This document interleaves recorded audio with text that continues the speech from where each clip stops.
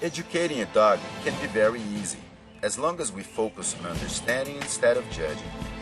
In order to achieve this goal, we need to understand the meaning of the dog's behavior and the process it takes for them to learn and memorize. We need to understand how their brain works and their needs, recognize their capacities and their limitations, and only then try to show them the way. Welcome to a pleasant and beneficial way to educate and teach tasks to your dog. This is Natural Dog Teaching, and I'm Tomas Spiegel.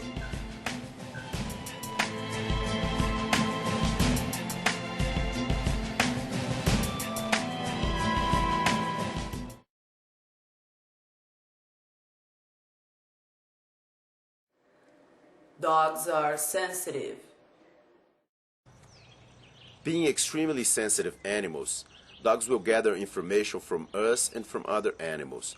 They are able to sense their environment in many different ways, and they will rely on this, on what they're feeling when taking an action or a reaction. That means we should always focus on how the dog is perceiving things and how his senses are gathering the information in order to allow us to comprehend and understand their actions and their reactions. It's very important that we remember that we see things a certain way, but the way they are seeing the world is very unique. It's very unique to their species. With that in mind, training dogs will become a much simpler task. Throughout history, we have learned to use many of these instincts, many of these senses to help ourselves, and this partnership have come a long way. When teaching your dog, you must control your own emotions, because otherwise you'll be informing what you're feeling and not what you're trying to show.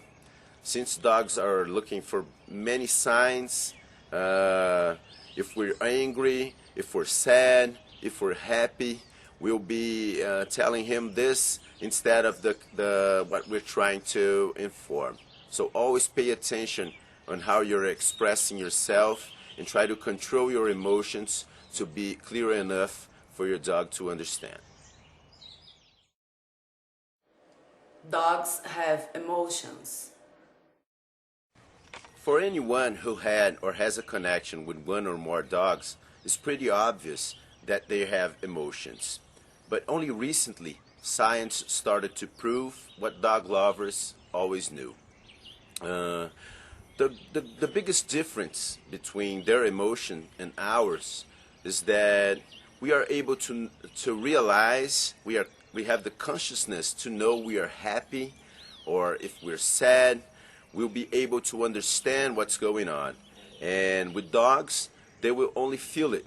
They will feel happy, but they won't realize that they are in that state. Another great difference between us and them is that we have great balance between our emotions and our reason, or at least we should have. But in their case, they will actually act much more upon these emotions. And some of them will be driven by basic instincts like breeding, self-defense, feeding, or hunting. And in these situations, it is much harder for us to train them and to help them control themselves.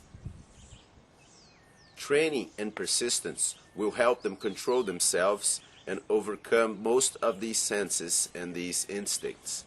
But we should always keep in mind that new situations can arise, and when facing these situations, if you haven't trained them before, you'll be susceptible to mistakes and disobedience. In fact, we cannot call this disobedience. It's actually not a case of understanding or even obeying. In many cases, it's much more a question of self-control for the dog.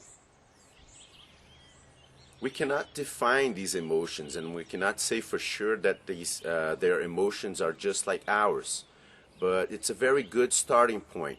We have nowhere else to base on what emotion is or how an emotion feels besides ours. So I believe we should use our emotions to try to understand the dog's emotions. It works during training if you interpret what you see as happiness, or if you interpret what you see as fear. So what you see in your dog's eyes and his body posture, if it tells you an emotion, you can use that in order to educate and to understand your dog. Always try to help your dog control his instincts and his emotions, controlling your own. Whenever we lose control or we act upon frustration or excitement, we won't be able to communicate exactly what we need to tell to show the dog. Well, guys, this was our second lesson. A little bit more information on how the dog sees and thinks. And I would also like to know if you've been training the HEAR exercise that I gave you on the last video.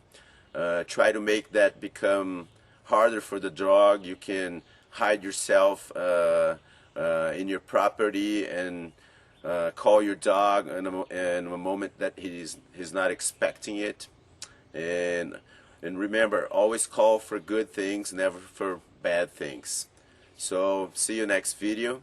I'll be bringing you another exercise on the next video for you to practice with your dog. Alright? Take care.